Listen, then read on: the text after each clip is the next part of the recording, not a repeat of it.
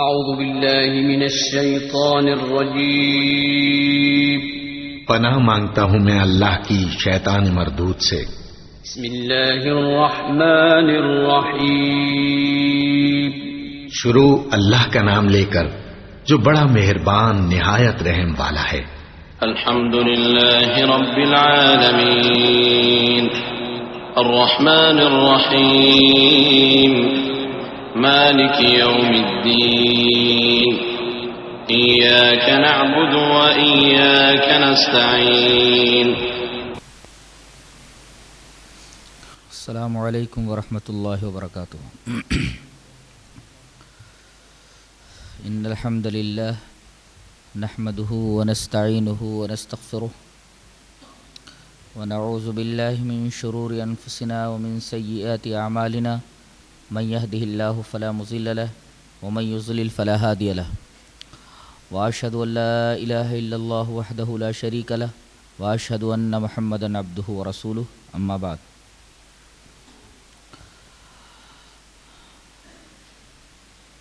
فإن خير الحديث كتاب الله وخير الهدي هدي محمد صلى الله عليه وسلم وشر الأمور محدثاتها وكل محدثة بدعة وكل بدعة ضلالة وكل ضلالة في النار۔ أعوذ بالله من الشيطان الرجيم يا أيها الذين آمنوا اتقوا الله حق تقاته ولا تموتن إلا وأنتم مسلمون۔ يا أيها الناس اتقوا ربكم الذي خلقكم من نفس واحدة وخلق منها زوجها وبث منهما رجالا كثيرا ونساء واتقوا الله الذي تساءلون به والأرحام إن الله كان عليكم رقيبا۔ يا أيها الذين آمنوا اتقوا الله وقولوا قولا سديدا يصلح لكم أعمالكم ويغفر لكم ذنوبكم ومن يطع الله ورسوله فقد فاز فوزا عظيما۔ اعوذ باللہ من الشیطان الرجیم ومن احسن قولا ممن دعا الی اللہ وعمل صالحا وقال اننی من المسلمین۔ حضرات علماء کرام، محترم بزرگوں، نوجوان بھائیوں، پیارے بچوں، پردہ نشین ماں اور بہنوں،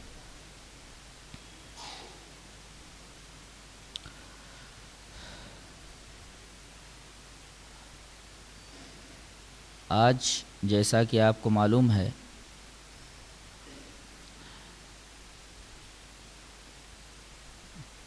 کہ آج مجھے دعوت و تبلیغ کا طریقہ کار کیا ہے، اس موضوع پر گفتگو کرنی ہے۔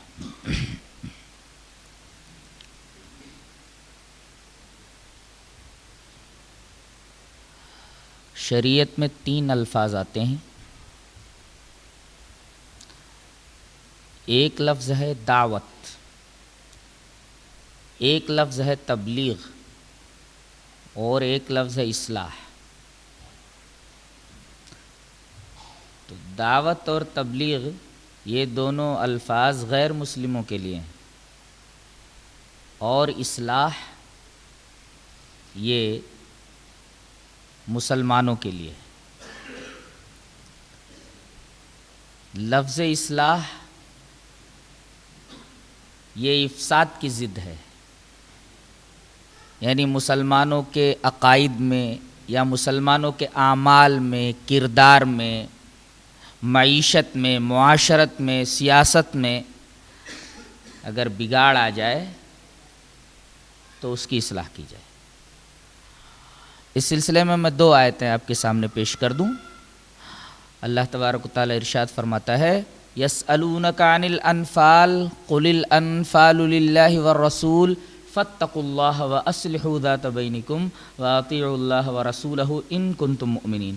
یہ لوگ غنیمتوں کے بارے میں آپ سے سوال کرتے ہیں، تو آپ کہہ دیجئے کہ غنیمتیں یہ اللہ کے لیے ہیں اور رسول کے لیے ہیں، تو تم لوگ اللہ سے ڈرو اور اپنے درمیان اصلاح کرو اور اللہ اور اس کے رسول کی اطاعت کرو اگر تم مومن ہو، تو مومنوں کے درمیان اصلاح کا کام ہوگا۔ دوسری آیت سورہ حجرات کی ہے، یہ آیت تو سورہ انفال کی تھی۔ سورہ حجرات کی آیت اس طرح ہے انما المؤمنون اخوہ فَأَصْلِحُوا بَيْنَ أَخَوَيْكُمْ، تمام مومن آپس میں بھائی بھائی ہیں، فَأَصْلِحُوا بَيْنَ أَخَوَيْكُمْ، تو تم اپنے بھائیوں کے درمیان اصلاح کرو۔ ثابت یہ ہوا کہ اصلاح یہ مومنوں کے لیے ہے، مسلمانوں کے لیے ہے۔ دعوت و تبلیغ یہ غیر مسلموں کے لیے ہے۔ دعوت و تبلیغ میں فرق ہے۔ تبلیغ کا مطلب ہوتا ہے مطلق پہنچا دینا، اور دعوت کا مطلب ہوتا ہے باضابطہ اسے بلانا۔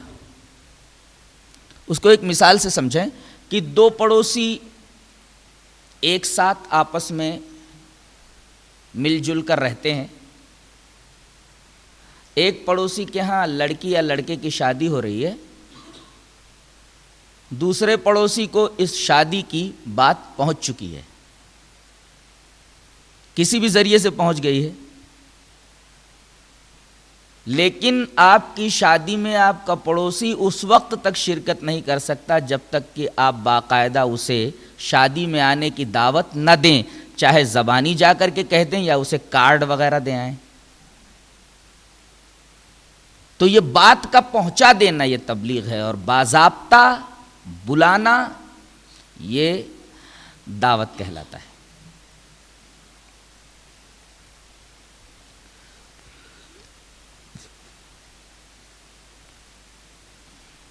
اب دوسرا مرحلہ ہے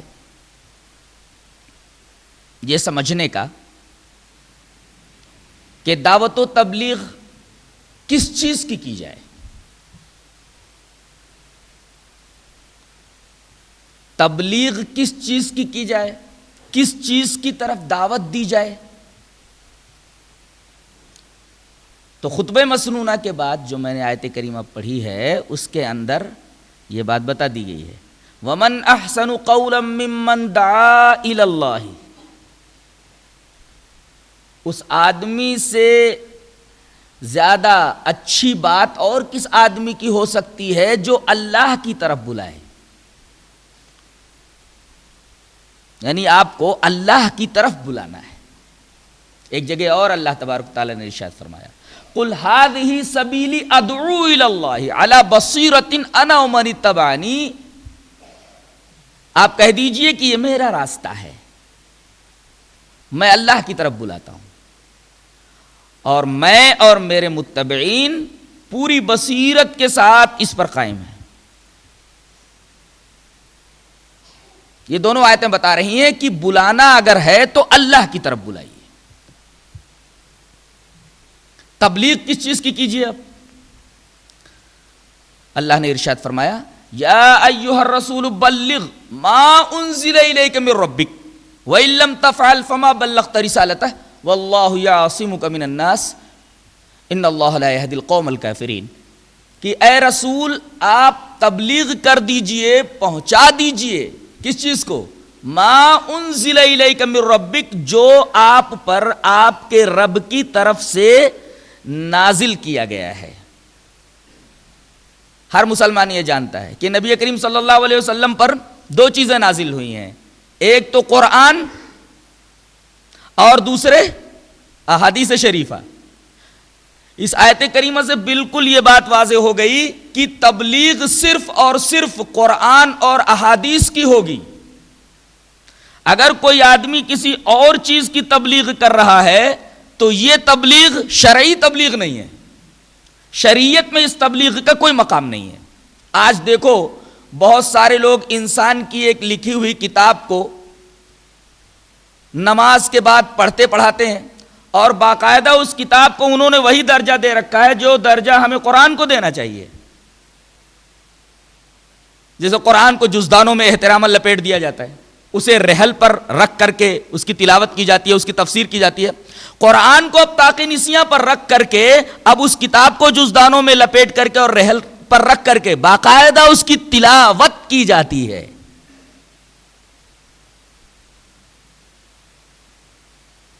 قرآن میں تو ساری باتیں حق ہیں، قرآن کے اندر کوئی غلطی نہیں ہے۔ انسانوں کی لکھی ہوئی کتابوں میں بے شمار غلطیوں کا پایا جانا ممکن ہے، تو ایسی کتابیں لوگوں کے سامنے کیوں پڑھی جائیں جن میں بہت ساری غلطیاں، بہت ساری خامیاں موجود ہوں؟ اور غلطیوں اور خامیوں کو تو ایک طرف رکھیے، اس میں ایسی باتیں بھی موجود ہوں جس سے انسان کے عقائد کے خراب ہو جانے کا، اعمال کے برباد ہو جانے کا، معاشرت اور معیشت کے تباہ ہو جانے کا اندیشہ ہو۔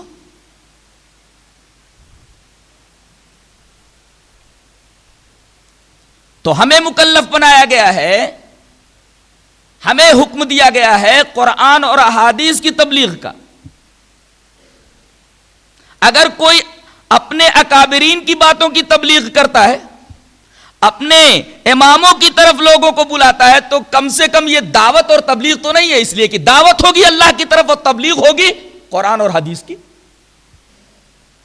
آج ایک قوم اسی میں اپنا پورا زور صرف کیے ہوئے ہے، پوری انرجی ضائع کیے ہوئے ہے، پیسہ برباد کر رہی ہے، وقت برباد کر رہی ہے،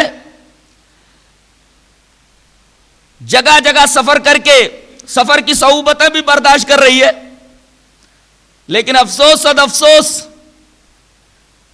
یہ کہہ دوں تو بیجا نہ ہوگا کہ یہ لوگوں کو اللہ کی طرف نہیں بلا رہے ہیں، اماموں کی طرف بلا رہے ہیں، شخصیات کی طرف بلا رہے ہیں، اماموں کے اجتہادات کی طرف، شخصیات کے آراء اور اقوال کی طرف بلا رہے ہیں۔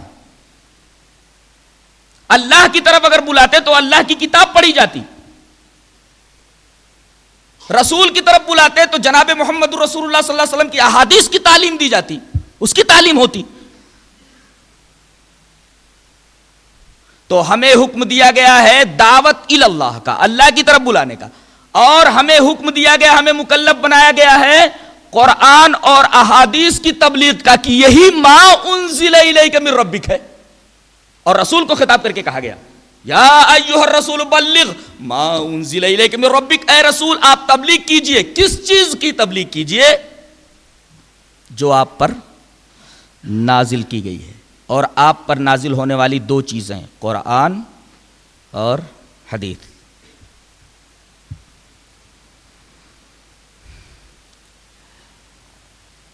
امت مسلمہ میں بہت سارے گروہ ایسے پائے جاتے ہیں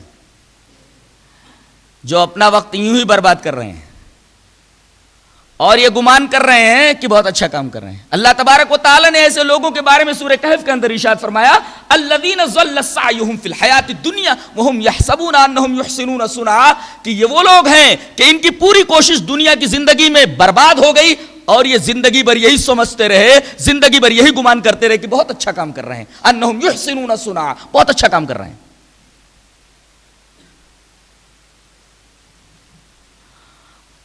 اور شیطان تو یہ چاہتا ہے کہ اللہ کے راستے سے لوگوں کو ہٹا دے، رسول کے راستے سے لوگوں کو ہٹا دے،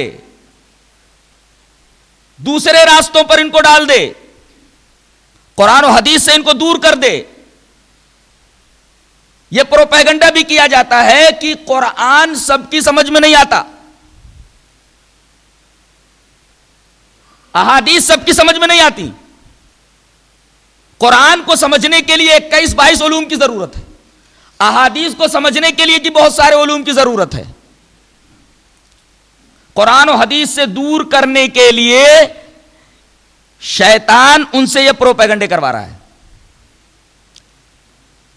اس وجہ سے آپ دیکھیں گے کہ مسلمانوں کی اکثریت قرآن و حدیث سے بالکل دور ہو چکی ہے۔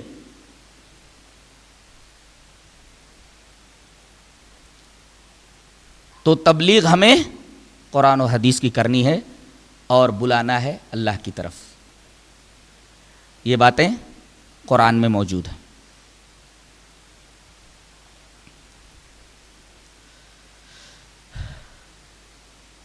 تبلیغ کا آغاز کہاں سے کیا جائے، اس کی بھی رہنمائی قرآن نے کی ہے۔ اللہ فرماتا ہے یا ایھا الذین آمنوا قوا انفسکم واہلیکم نارا، تبلیغ پہلے اپنے آپ پر کرو، اپنے آپ کو جہنم کی آگ سے بچاؤ، یعنی تبلیغ کی شروعات آدمی کے اپنے نفس سے ہوگی۔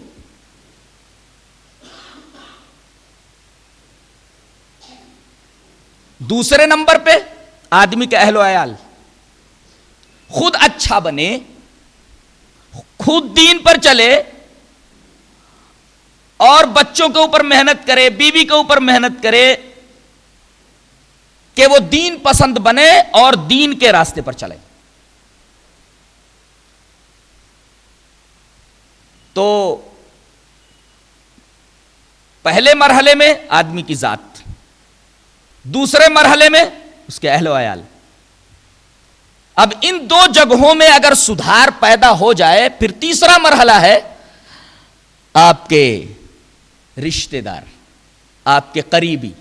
وَأَنذِرْ عَشِيرَتَكَ الْأَقْرَبِينَ. اللہ تبارک و تعالی نے اپنے رسول کو حکم دیا کہ تم اپنے قریبی رشتہ داروں کو ڈراؤ. تو تیسرے مرحلے میں قریبی رشتہ دار آ گئے، اس کے بعد دوست ہیں، اس کے بعد دور کے رشتہ دار ہیں. چوتھا مرحلہ لِتُنذِرَ أُمَّ الْقُرَىٰ وَمَنْ حَوْلَهَا.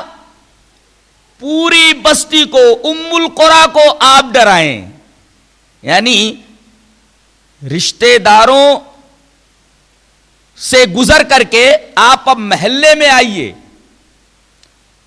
پھر شہر میں آئیے. لِتُنذِرَ أُمَّ الْقُرَىٰ.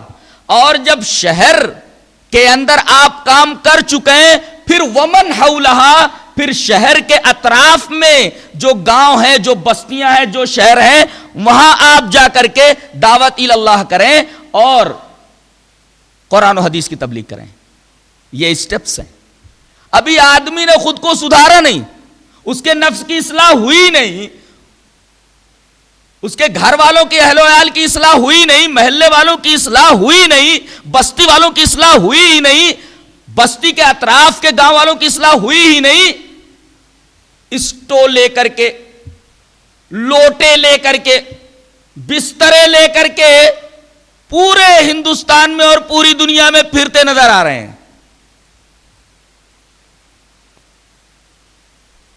کیا قرآن کا بتایا ہوا طرز تبلیغ یہی ہے جو یہ قوم کر رہی ہے؟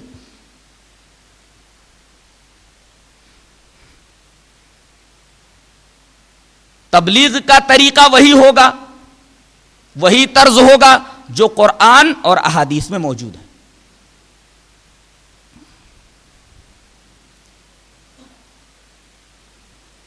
تو دو باتیں معلوم ہوئی. ایک تو تبلیغ قرآن و حدیث کی ہوگی، اور تبلیغ کی شروعات اپنے نفس سے ہوگی، اور پھر دیگر مرحلے اس کے دعوت و تبلیغ کے دائرے میں آئیں گے.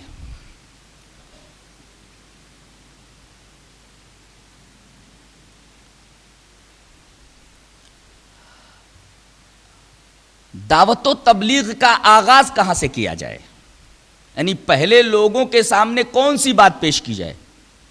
اس کی رہنمائی بھی قرآن حکیم نے کی ہے. اللہ تبارک و تعالیٰ نے ارشاد فرمایا فَعْلَمْ أَنَّهُ لَا إِلَهَ إِلَّا اللَّهُ وَاسْتَغْفِرْ لِذَنبِكَ. علم حاصل کرو لا الہ الا اللہ کا اور اللہ سے اپنے گناہوں کی معافی مانگو. ایک قوم ہے جو صرف لا الہ الا اللہ کو رٹا دے رہی ہے، اور یہاں کہا جا رہا ہے لا الہ الا اللہ کا علم حاصل کرو.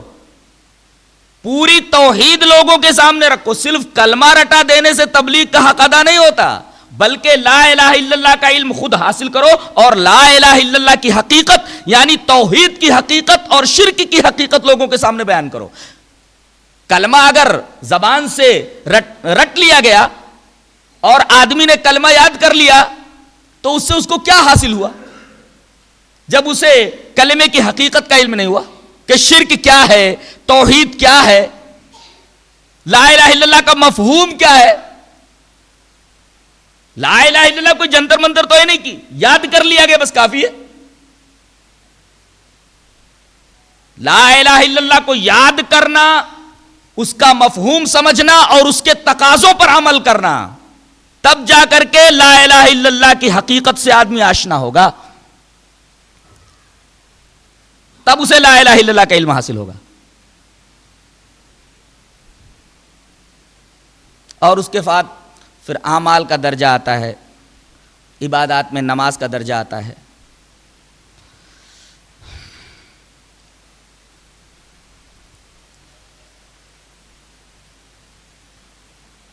دعوت و تبلیغ کس طرح کی جائے، اس کا بھی طریقہ اللہ تبارک و تعالی نے بتا دیا ہے. طریقہ کیا ہے؟ ادعو الی سبیل ربک بالحکمت والموعظۃ الحسنۃ وجادلہم باللتی ہی احسن. 3 طریقے ہیں. ایک تو جو سیدھے سادے لوگ ہیں، کم پڑھے لکھے لوگ ہیں، ان کے سامنے جنت کی باتیں رکھی جائیں، جہنم کا بیان ان کے سامنے کیا جائے. یہ موعظت حسنہ ہے. جنت کی باتیں، جنت کی نعمتیں ان کے سامنے بیان کی جائیں، جہنم کے عذابات کا تذکرہ کیا جائے. یہ موعظت حسنہ ہے. اور اگر لوگ کافی پڑھے لکھے ہیں، آپ کا مدعو جسے آپ دعوت دے رہے ہیں، جس کو آپ تبلیغ کر رہے ہیں، اگر وہ کوالیفائڈ ہے، ایجوکیٹڈ ہے، تو آپ اس کے سامنے جب دعوت اللہ پیش کریں گے، تبلیغ کریں گے، تو وہ کچھ سوالات آپ سے کرے گا. ان سوالات کا جواب بڑی حکمت اور بڑے دلنشیں پیرائے میں دینا ہے. اس کو حکمت کہتے ہیں. اور کچھ لوگ ایسے ہوتے ہیں کہ جلدی ان کے دماغ میں بات نہیں گھستی، وہ بحث کے اوپر آ جاتے ہیں، جدال پر آ جاتے ہیں، مناظرہ کرنے پر اتارو ہو جاتے ہیں. تو ان کے ساتھ آپ بحث کیجئے، لیکن بحث کا طریقہ احسن ہونا چاہیے. کیا مطلب؟ بحث کا طریقہ احسن ہو مطلب یہ ہے کہ بحث کے دوران گالم گلوچ نہیں ہونا چاہیے، ذاتیات پر حملے نہیں ہونے چاہیے، بلکہ دوستانہ ماحول میں دعوت و تبلیغ پیش کی جائے اور دعوت و تبلیغ کے دلائل رکھے جائیں.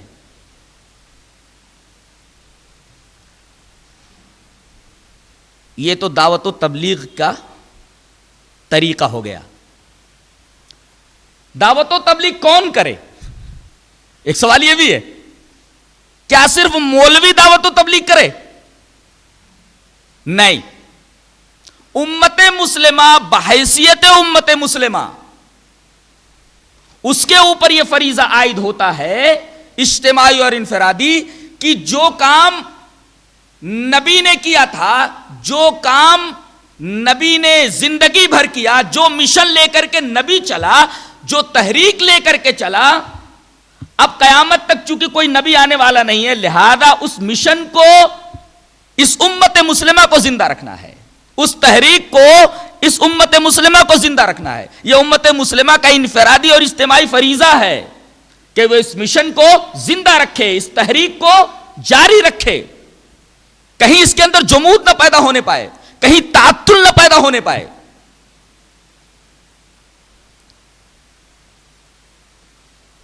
اپنے اپنے دائرے کار میں امت مسلمہ کا ہر فرد اس کا ذمہ دار ہے. جیسا کہ حدیث پاک ہے، وعن عبداللہ ابن عمرو رضی اللہ تعالی عنہ ان النبی صلی اللہ علیہ وسلم قال بلغوا عنی ولو آیہ وحدثوا عن بنی اسرائیل ولا حرج ومن کذب علی متعمدا فلیتبوأ مقعدہ من النار. رواہ البخاری فی کتاب الانبیاء. حضرت عبداللہ ابن عمر رضی اللہ تعالیٰ عنہ فرماتے ہیں کہ نبی کریم صلی اللہ علیہ وسلم نے ارشاد فرمایا، تمہیں اگر ایک آیت کا علم ہو، تمہیں اگر ایک حدیث کا علم ہو، آیت کے اندر دونوں باتیں آ گئی، قرآن کی ایک آیت کے بارے میں تمہیں علم ہو، نبی کریم صلی اللہ علیہ وسلم کی ایک حدیث کا تمہیں علم ہو، تو تمہاری ذمہ داری بنتی ہے کہ اس آیت کو اور اس حدیث کو لوگوں تک پہنچا دو.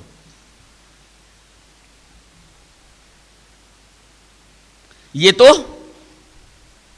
امت کے ہر فرد کا فریضہ ہو گیا. ساتھ ساتھ باقاعدہ ایک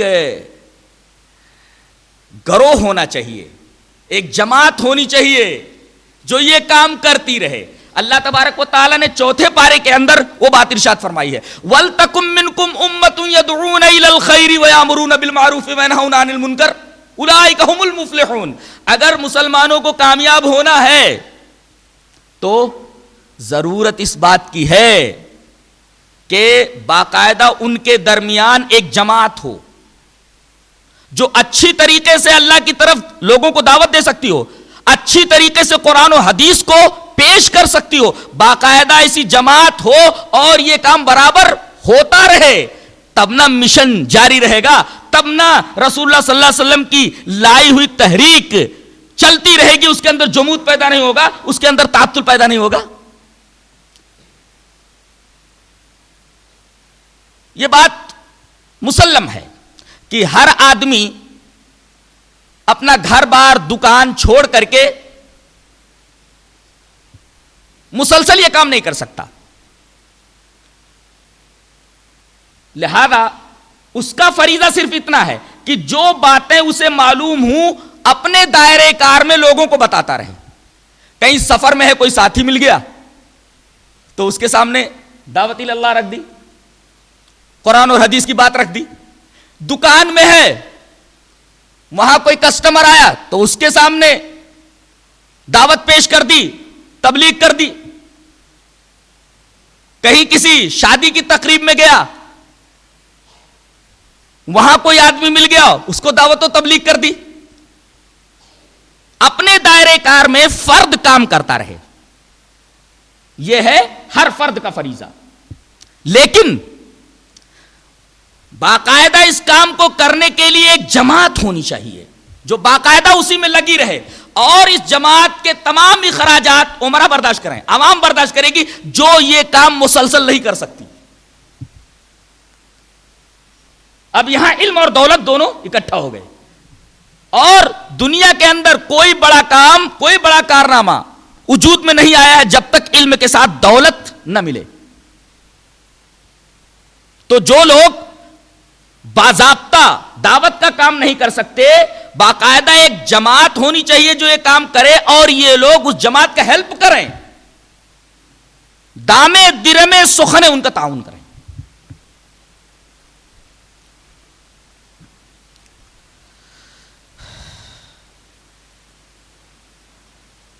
اب جب دعوت و تبلیغ کا کام لے کر کے آدمی آگے بڑھے گا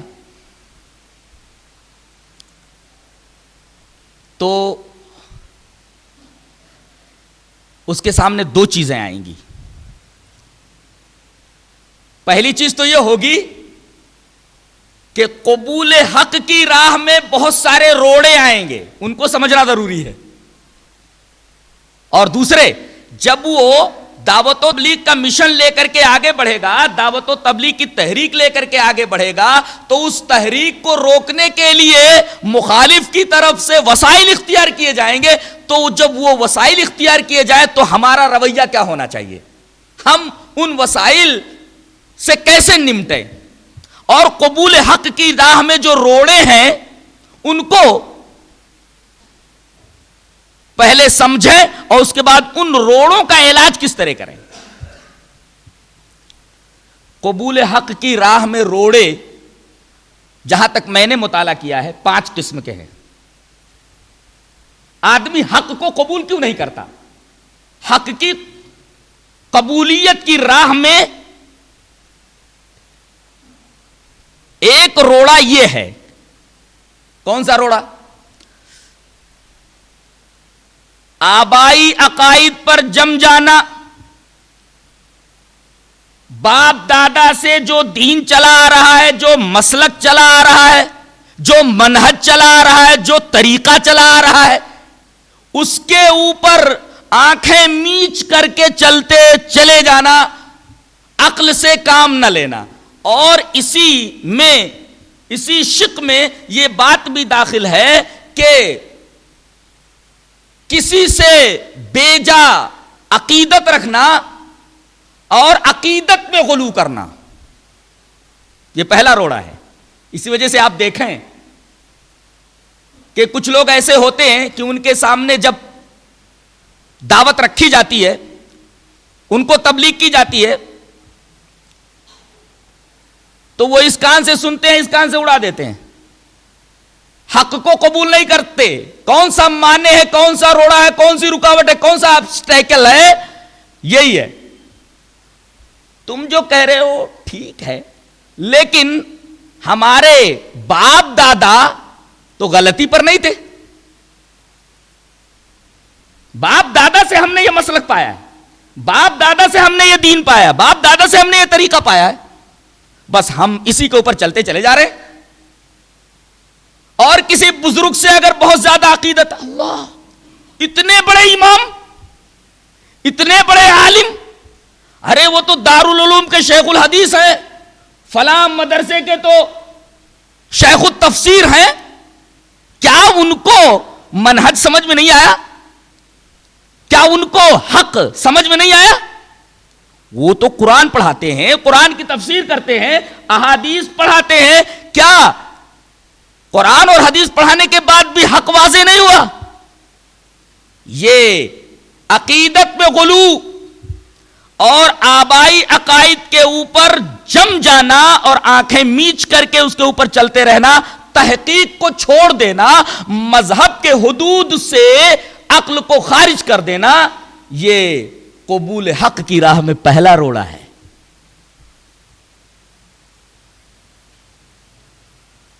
آج جو لوگ اماموں کی تقلید کے اوپر جمے ہوئے ہیں، ان کے سامنے اگر حق بات رکھو تو انکار کیوں کرتے؟ حق کو قبول کیوں نہیں کرتے؟ ارے ہمارے امام کو حق معلوم نہیں ہوا، ہمارے اتنے بڑے مدرسے ہیں، وہاں قرآن و حدیث کی تعلیم نہیں ہوتی ہے، کیا ان لوگوں کو حق معلوم نہیں ہے جو آپ ہمیں حق بتانے کے لیے آئے ہیں؟ ہماری نسبت فلاں ولی سے ہے، ہماری نسبت فلاں بزرگ سے ہے، فلاں صوفی صاحب سے ہے، دنوں رات وہ اللہ تبارک و تعالیٰ کی یاد میں مگن رہتے ہیں، تسبیح گھماتے رہتے ہیں، کیا ان کے اوپر حق واضح نہیں ہوا؟ یہ عقیدت میں غلو اور آبائی عقائد کے اوپر جم جانا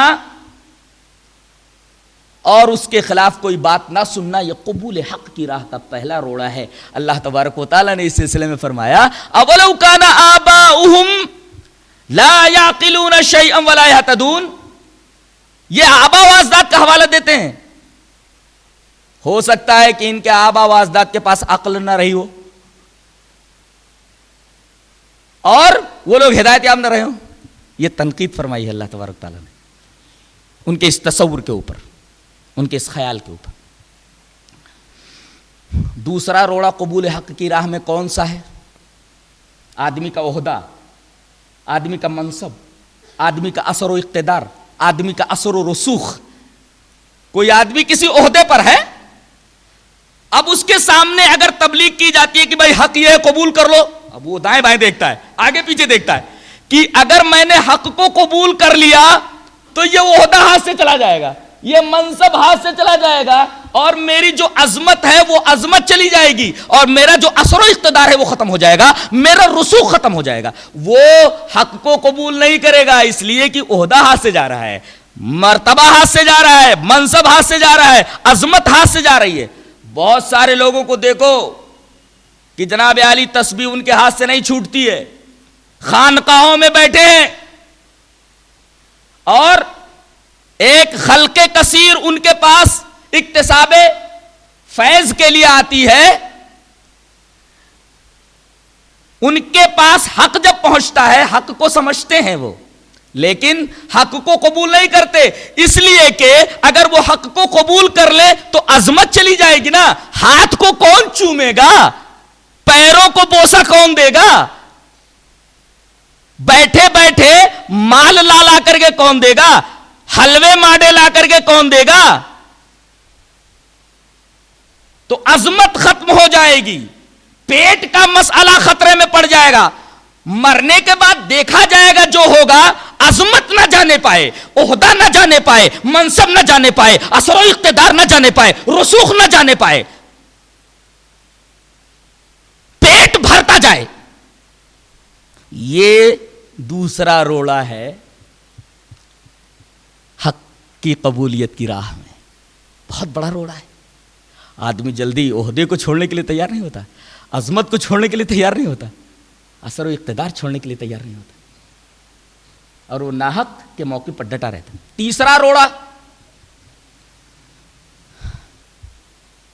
حسب نسب۔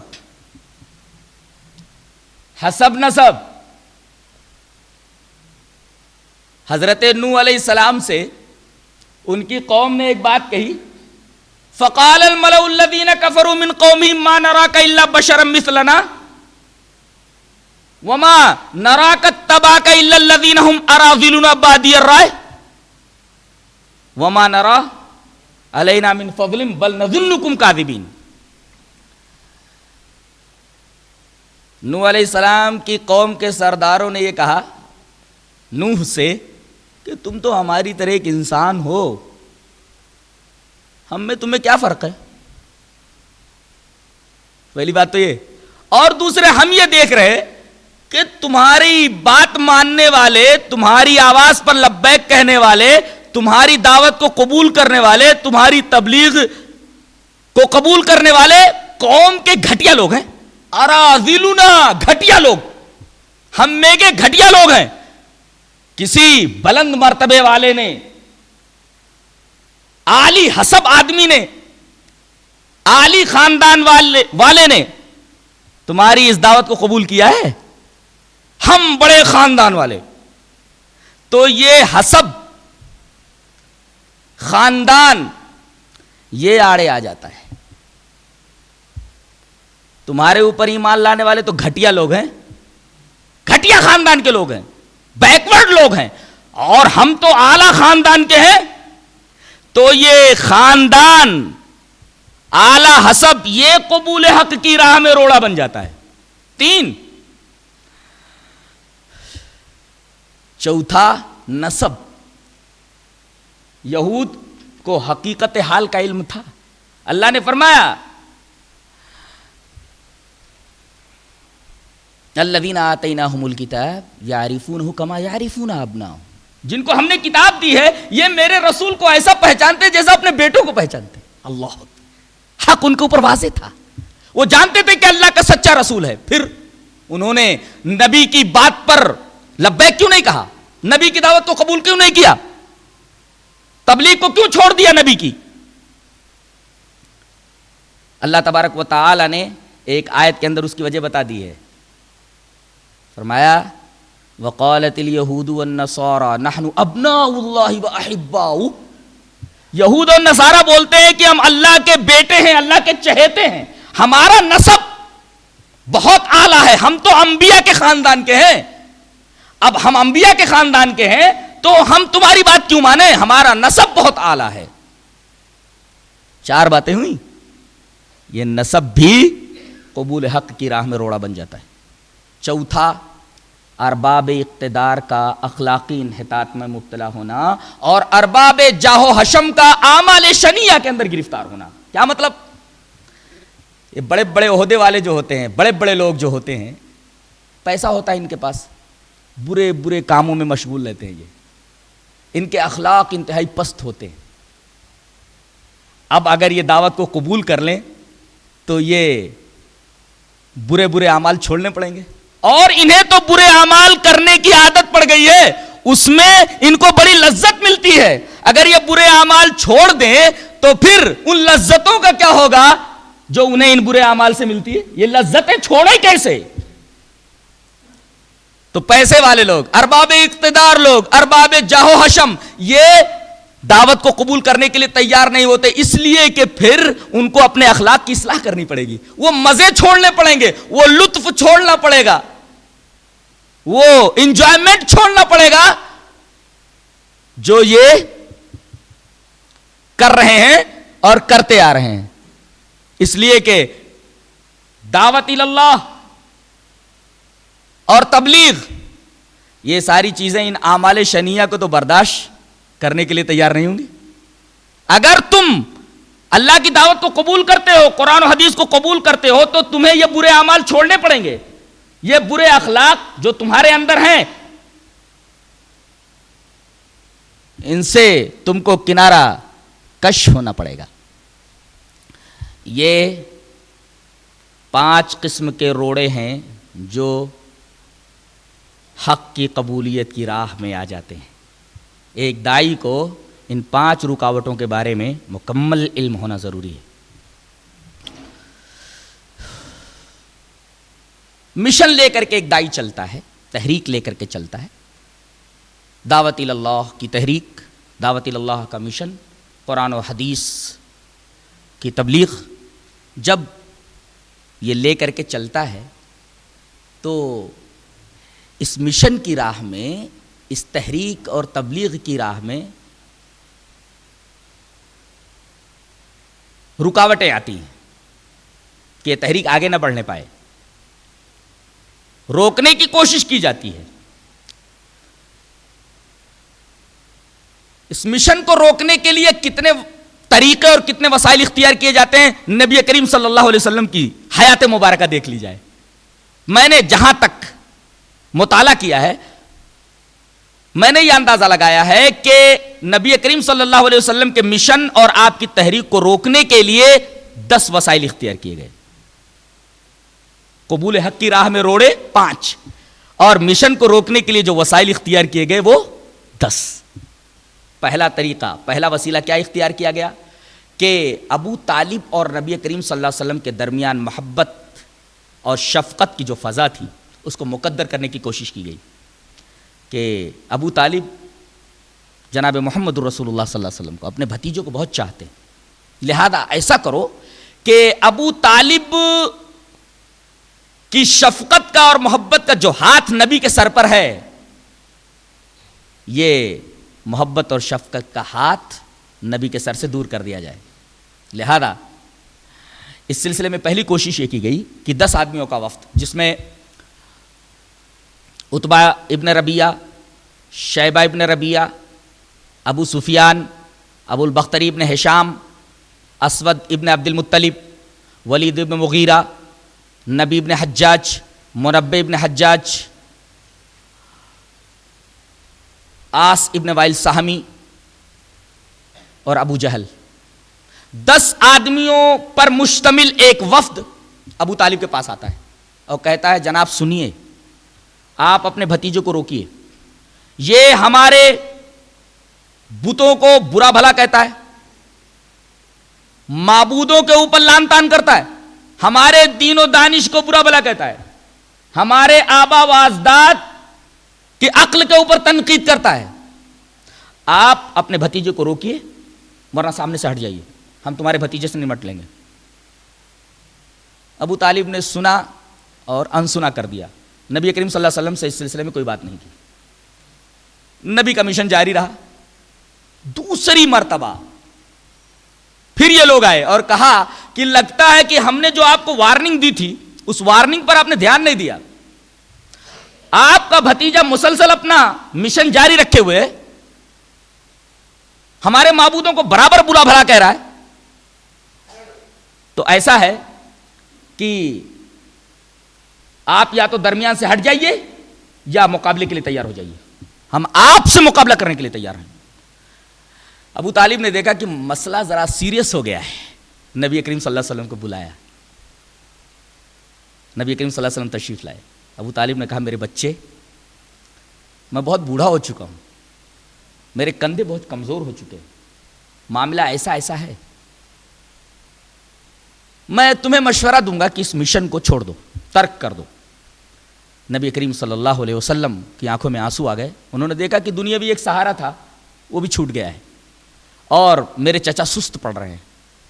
ایسے موقع پر جو اولو العزم پیغمبر کا طریقہ ہوتا ہے کہ ایسے موقع پر ایک اولو العزم پیغمبر اپنے عزم کا کس طرح اظہار کرتا ہے، آپ نے اظہار فرمایا واللہ لو وضعوا الشمس في يميني والقمر في يساري على ان اترك هذا الامر حتى يظهره الله او اهلك فيه ما تركته. آپ نے فرمایا خدا کی قسم چچا، یہ لوگ اگر میرے دائیں ہاتھ میں سورج دے دیں اور میرے بائیں ہاتھ میں چاند رکھ دیں اور یہ کہیں کہ میں اس مشن کو ترک کر دوں، وہ تو میں ترک کرنے والا نہیں ہوں. یہاں تک کہ اللہ تبارک و تعالیٰ اس مشن کو یا تو غالب کر دے گا یا میں اس راستے میں ہلاک ہو جاؤں گا. مجھے اپنے موت کی پرواہ نہیں ہے۔ ابو طالب نے جب اپنے بھتیجے کا یہ عزم دیکھا، کہنے لگے ٹھیک ہے بیٹے، تو اپنا کام کرتا جا، میں دیکھ لیتا ہوں۔ اسی دن بنو عبد المطلب اور بنو ہاشم کے سربراہدہ لوگوں کو ابو طالب نے جمع کیا اور حمایت کا وعدہ لیا۔ تمام لوگوں نے نبی کریم صلی اللہ علیہ وسلم کی حمایت کا وعدہ کیا، سوائے ابو لہب کے، کہ اگر کوئی بات ہوئی تو دیکھ لیا جائے گا، لیکن محمد پر صلی اللہ علیہ وسلم آنچ نہیں آنے دیں گے۔ کچھ دنوں کے بعد یہ مسئلہ بھی ٹھنڈا پڑ گیا۔ مشرکین نے دیکھا کہ معاملہ اس طرح حل ہونے والا نہیں ہے، لہذا انہوں نے ایک اور حربہ استعمال کیا۔ ایک ایجوکیٹڈ، خوبصورت اور لائق فائق لڑکا جس کو عمارہ ابن ولید کہتے ہیں، ان کو لائے اور کہا کہ یہ لڑکا بہت ہی خوبصورت ہے، بہت ہی لائق اور فائق ہے، یہ آپ کی خدمت میں رہے گا، آپ کی خدمت کرے گا، اسے آپ بیٹا بنا لیجئے، محمد کو ہمارے حوالے کر دیجئے۔ ابو طالب نے کہا واہ، دوسروں کے بیٹے کو میں اپنے پاس رکھ کر کے اس کو پالوں اور اپنا بیٹا تمہارے حوالے کر دوں تاکہ تم اسے قتل کر دو، مجھے احمق سمجھتے ہو؟ ابو طالب اور نبی کریم صلی اللہ علیہ وسلم کے درمیان جو محبت اور شفقت کی فضا تھی، اس کو مقدر کرنے کی یہ 3 صورتیں اختیار کی گئیں اور تینوں صورتیں فیل ہو گئیں، تینوں صورتیں فیل ہو گئیں۔ دوسرا طریقہ انہوں نے کیا اختیار کیا؟ مسلمانوں کا جسمانی تصفیہ۔ اس وسیلے کے دور میں ظلم و جور کی وہ گرم بازاری مچی کہ مکہ کا صحرا، سائبیریا کا میدان یا ابو زابل کا قید خانہ معلوم ہوتا تھا، جہاں کوڑوں کی پھٹکار اور مظلوموں اور عورتوں اور قیدیوں کی آہو کا کسی وقت کچھ سنائی نہیں دیتا تھا۔ جیسے قید خانوں میں قیدیوں کو ٹارچر کیا جاتا ہے، وہ چیختے ہیں، اس میں مرد بھی ہوتے ہیں، عورتیں بھی ہوتی ہیں۔ تو مسلمانوں کا جسمانی تصفیہ مشرکین نے کرنا شروع کر دیا، محمد صلی اللہ علیہ وسلم کا بدلہ ان لوگوں سے لینے لگے۔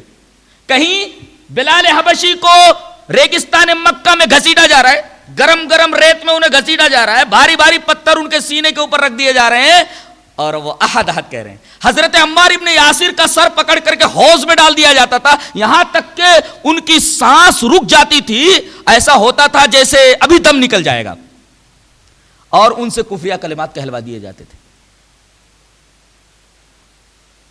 حضرت زنیرہ کی آنکھیں پھوڑ دی گئی، حضرت سمیہ کے شرمگاہ میں نیزہ مار کر کے انہیں ہلاک کر دیا گیا۔ آل یاسر، حضرت یاسر رضی اللہ تعالی عنہ کا خاندان پورا ظلم جور کی اس چکی میں پس کر رہ گیا۔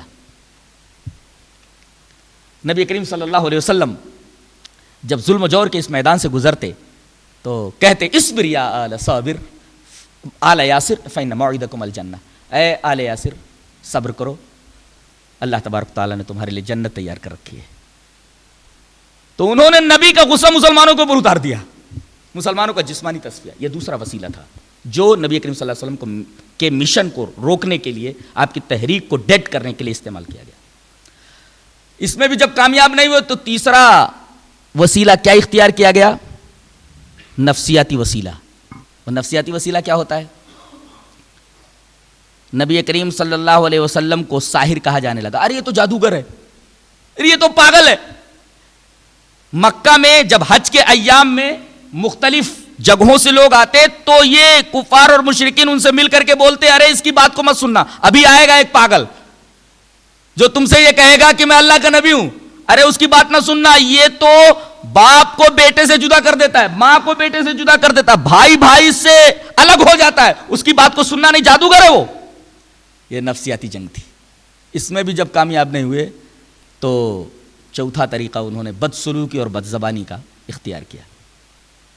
یہ وسیلہ ایسا تھا کہ نبی کریم صلی اللہ علیہ وسلم جدھر سے گزرتے آپ کے اوپر پھپتیاں کسی جاتی، آپ کے اوپر آوازیں کسے جاتے، آپ کو برا بھلا کہا جاتا، سجدے میں جاتے تو اونٹ کی اوجڑی ڈال دی جاتی، اور کبھی تو کوئی آپ کے اوپر تھوک دیتا، کبھی آپ کے گریبان پہ ہاتھ ڈال دیتا۔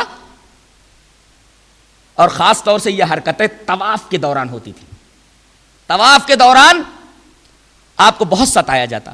آپ صلی اللہ علیہ وسلم نے ارشاد فرمایا مجھے اللہ کے راستے میں اتنا ڈرایا گیا ہے کہ اس سے پہلے کسی کو نہیں ڈرایا گیا۔ اور مجھے اللہ کے راستے میں اتنا ستایا گیا ہے کہ اس سے پہلے کسی کو نہیں ستایا گیا. اب آپ اندازہ لگا سکتے ہیں اس جملے سے کہ نبی اس تحریک اور اس مشن کی راہ میں کتنا پریشان ہوا ہوگا. اذیت کی انتہا کر دی گئی تھی, اس قدر آپ کو پریشان کیا گیا کہ پریشان کرنے کی انتہا کر دی گئی.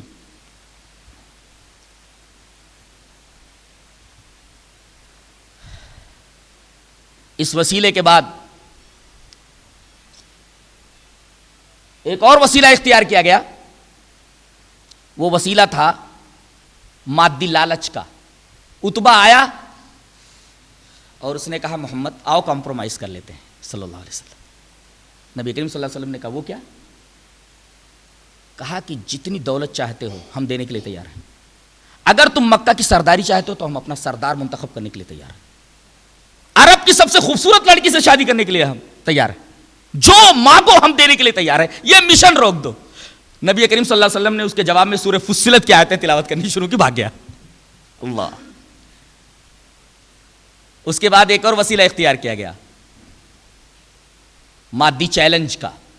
کہا گیا کہ اگر تم سچے نبی ہو تو اپنے رب سے دعا کرو کہ مکہ کے پہاڑ اپنی جگہ سے ہٹ کر مکہ کی تنگی میں وسعت پیدا کر دیں. جگہ جگہ پہاڑ ہیں تو پیچھے ہٹ جائے پہاڑ اور مکہ کے اندر وسعت پیدا ہو جائے, مکہ کی سرزمین کے اندر وسعت پیدا ہو جائے. اور یہ دعا کرو کہ عراق کی طرح مکہ میں بھی نہریں جاری ہو جائیں. اور دعا کرو کہ کوئی فرشتہ آ کر کے تمہاری تصدیق کرے کہ تم اللہ کے رسول ہو. دعا کرو کہ تمہارے لیے اللہ سونے کا محل بنا دے. دعا کرو کہ تمہارے لیے بڑے بڑے کھجور کے باغات ہو جائیں. اللہ کے رسول نے کہا میں یہ ساری چیزیں اللہ تبارک و تعالیٰ سے نہیں مانگتا.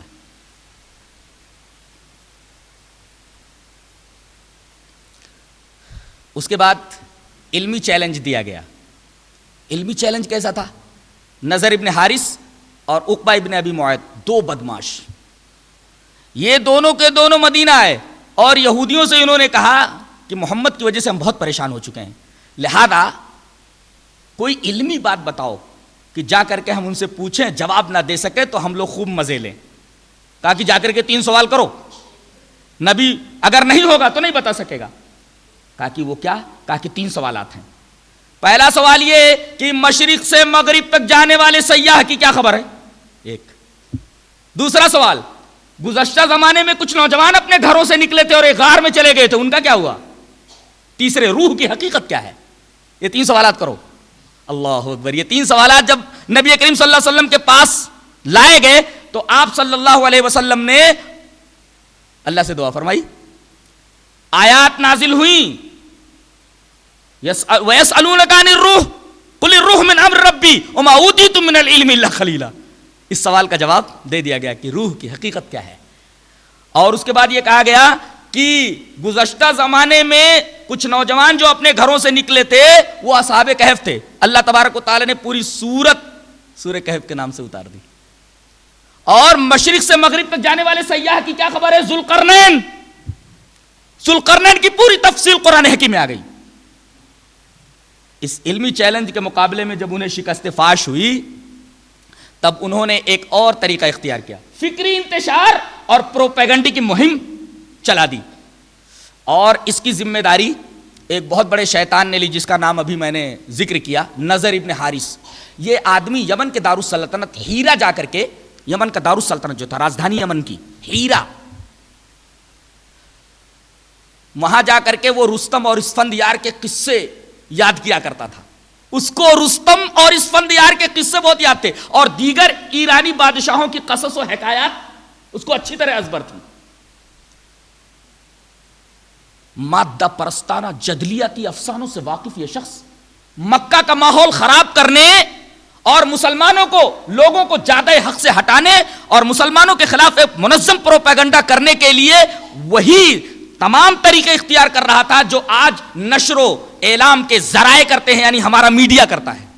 ہمارا میڈیا جو کرتا ہے وہی کام یہ کر رہا تھا نضر ابن حارث, کہ نبی کریم صلی اللہ علیہ وسلم جہاں کچھ نوجوانوں کو لے کر بیٹھتے اور تبلیغ کرتے, اللہ کی طرف بلاتے, جب آپ وہاں سے اٹھ جاتے تو یہ آتا اور کہتا کہ دیکھو تم اب تک محمد کی باتیں سنتے رہے, ارے اس کی باتوں میں کیا دم ہے, اس کی باتوں میں کیا مزہ ہے؟ آؤ میں تمہیں رستم اور اسفندیار کے قصے سناؤں، ایرانی سلاطین کے قصے سناؤں، اس میں جو مزہ ہے محمد کی باتوں میں مزہ کہاں ہے؟ اللہ. اور باقاعدہ اس نے لونڈیاں پال رکھی تھیں. جب یہ دیکھتا کہ کوئی نوجوان اسلام کی طرف مائل ہو رہا ہے تو یہ فوراً اس نوجوان کو بلاتا، شراب پلاتا اور رقص و سرود کی محفلیں جماتا، اور اس طریقے سے نوجوان جو اسلام کی طرف مائل ہوتا وہ پھر پلٹ جایا کرتا.